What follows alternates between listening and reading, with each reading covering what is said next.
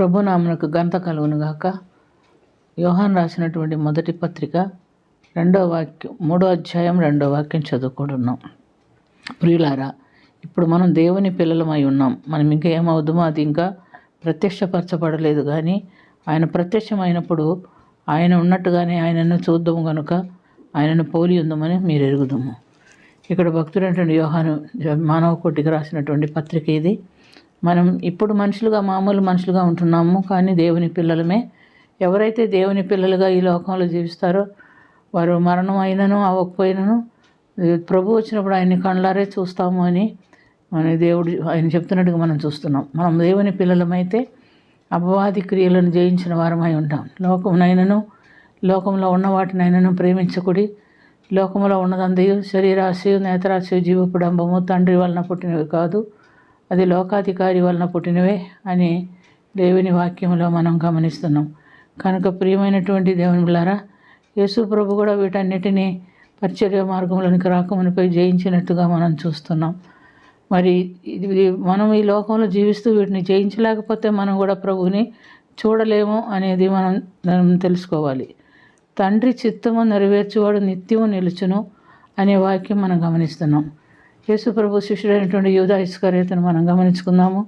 ఆయన ప్రభుతో కూడా 3.5 సంవత్సరములు సహవాసం కలిగి ఉన్నప్పటికీ అతడు దేవుని కంటే ఎక్కువగా ధనాన్ని ప్రేమించాడు. ధనాన్ని ప్రేమించడం వల్ల అతడు దేవుని హృదయపూర్వకంగా ప్రేమించలేకపోయాడు అని మనం చూస్తున్నాం. యుగ సంబంధమైనటువంటి దేవతకు లోబడిపోయాడు. డబ్బులు సంచి ఆయన చేతిలో ఉన్నప్పుడు డబ్బులు దొంగతనం చేస్తూ వచ్చాడు అని కూడా మనం చూస్తున్నాం. ఆఖరికి అతడు 30 వెండి నాణ్యములకు ఆశపడి యేసు ప్రభువుని అమ్మి వేసినట్టుగాను శాపగ్రస్తుడైనట్టుగాను చూస్తున్నాం.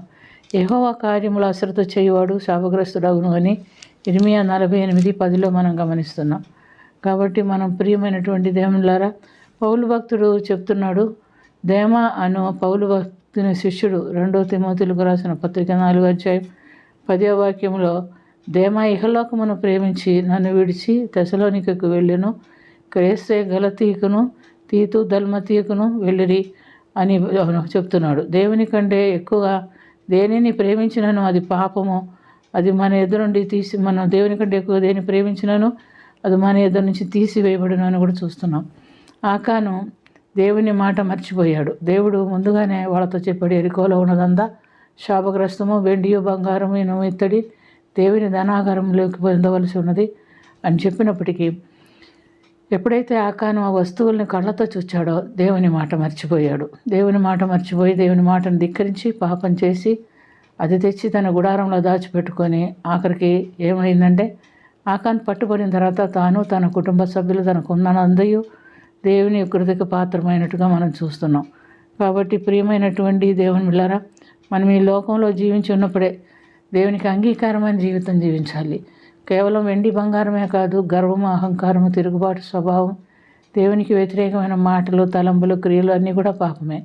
ఎందుకంటే అపవాది సాతాను లూసిఫరు దేవునికి వ్యతిరేకంగా నిలబడినందుకు, గర్వము, అహంకారం కలిగి ఉండినందుకు అది సృష్టింపబడినట్టుగా మనం చూస్తున్నాం. కాబట్టి మనం యథార్థ హృదయంతో నమ్మకమైనటువంటి జీవితం కలిగి ఉండాలి. దేవుడు చెప్పాడు.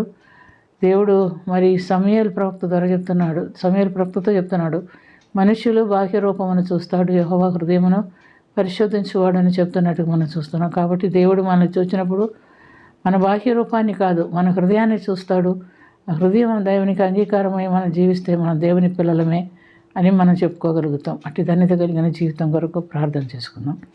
ప్రేమ కలిగిన తండ్రి, కృప కలిగిన ప్రభువా యేసు రక్షక, మీకు వందనాలు నాయన, స్తుతి నాయన. ప్రభువా, మేము నీకు అంగీకారమైన జీవితం జీవించి నువ్వు ప్రత్యక్షమైనప్పుడు నేను చూసేటటువంటి నాయన ధన్యత మాకును దయచేయమని, రాజ్యంలో ప్రవేశించుటకు కృప చూపమని యేసుక్రీస్తు పుణ్యనామమున అది మిక్కిలి వినయముతో అడిగి వేడుకొనుచున్నాము తండ్రి. ఆమేన్.